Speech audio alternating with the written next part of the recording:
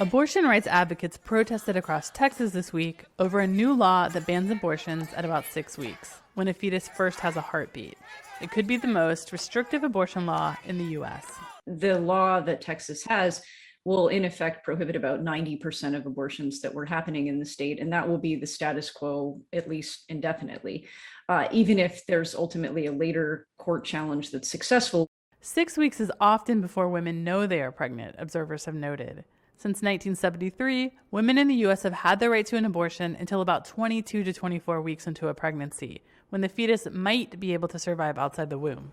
The Texas law is also unique because it relies on private citizens to enforce it. The only people who can enforce it are private citizens bringing lawsuits against abortion providers or against people who, quote, aid or abet in abortion. So anyone from family members to advocacy groups. Joe Poyman with the Texas Alliance for Life, an organization that opposes abortion, is celebrating. Children in coming months will be born who otherwise may have lost their lives to abortion. Poyman says the provision that allows private citizens to file civil claims against abortion clinics and win $10,000 at a minimum will act as a deterrent. We're not interested in seeing lawsuits go forward. We're really interested in seeing babies be protected. He points to expanded state funding for pregnancy centers like this one, where pregnant women receive services and are encouraged to take pregnancies to term.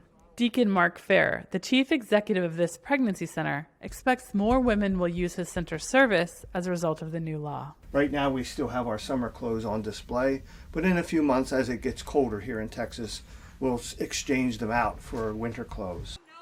Women are going to be hurt by this law, abortion rights advocates say, particularly those who don't have the resources to go to other states for an abortion or seek ways to medically end pregnancies.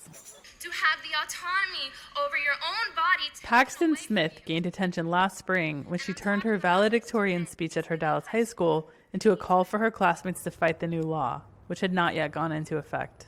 The fact that that life-changing decision has been taken out of my hands and given to somebody else is just incredibly dehumanizing. While the U.S. Supreme Court voted 5-4 to let the Texas law take effect for now, it will take up a challenge to a similar law in its next term, which starts in October. Deana Mitchell for VOA News, Austin, Texas.